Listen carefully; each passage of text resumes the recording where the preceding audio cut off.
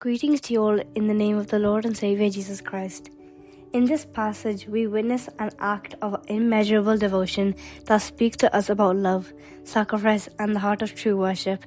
Let's take a closer look at what this moment means and how it challenges us in our own journey of faith. The passage takes place just days before Jesus' crucifixion, a time when tension and uncertainty were in the air. Jesus is visiting the home of Martha, Mary, and Lazarus in the town of Bethany. Lazarus, of course, is the man Jesus had raised from the dead, a miracle that had been caused quite a stir among the people and the religious leaders. This moment is intimate. Jesus is reclining at the table with those closest to him. But in the midst of this familiar gathering, something extraordinary happens. Mary, the sister of Lazarus, takes an expensive jar of perfume and pours it over Jesus' feet, wiping them with her hair. It is a gesture of deep love and unreserved devotion. The act is profound that it becomes a focal point of our reflection today. Mary's gesture is immeasurable in every sense. The perfume she uses is described as a pound of pure nard, and a substance that would be incredibly expensive, worth a year's wages. To give you a sense of how extravagant this act was, imagine someone taking their entire annual income and pouring it out. Not on something useful, but an act of reverent love and worship. That's what Mary did. The act itself is deeply personal and humble. In the culture of the time, it was considered an act of great humility for the woman to let her down her hair in public. And for her to touch someone's feet, especially to wipe them with her hair, was an extraordinary sign of reverence and submission. It was a public declaration of Mary's utter devotion to Jesus, her acknowledgement of his holiness and display of her love in its purest form. As we read this, we might ask ourselves, what would it look like for us to offer this kind of devotion? What is our nard? That thing which we hold dear, whether it's time, resources, or love, that we might offer to Christ without reservation. Not everyone is moved by Mary's act of devotion in the same way. Judas, one of Jesus' disciples, immediately protests, calling it wasteful. He argues that the perfume could have been sold and the money given to the poor. On the surface, his concern might be valid, but John, the Gospel writer, tells us that Judas wasn't truly concerned about the poor.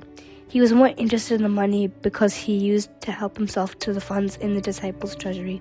Jesus, however, responds by defending Mary's actions.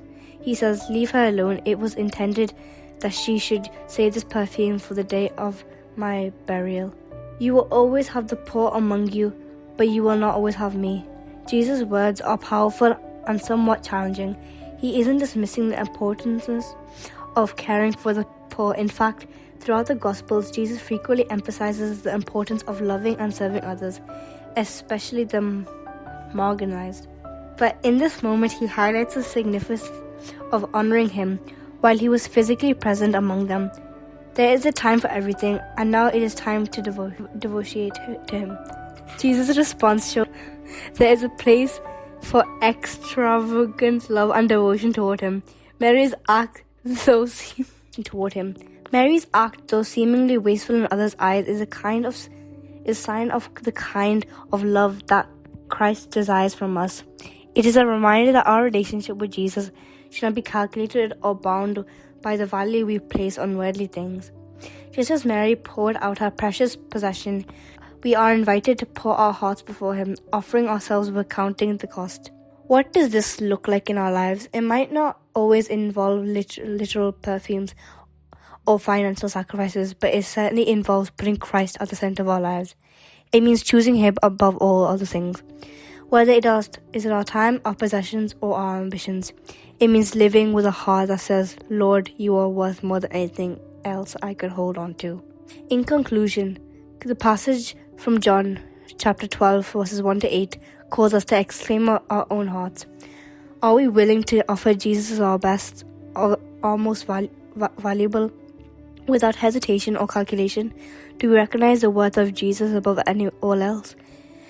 Mary's act devotion invites us into a deeper relationship with Christ, one where love is not measured by how much we have left, by how much we are willing to give. Like Mary, learn to pour out our love on Him, freely and completely, trusting that in our devotion, we are participating in love that we will never fade. Thank you for joining us today. Closing, we fade out. May your journey of faith be filled with immeasurable devotion to the one who gave everything for you. Thank you.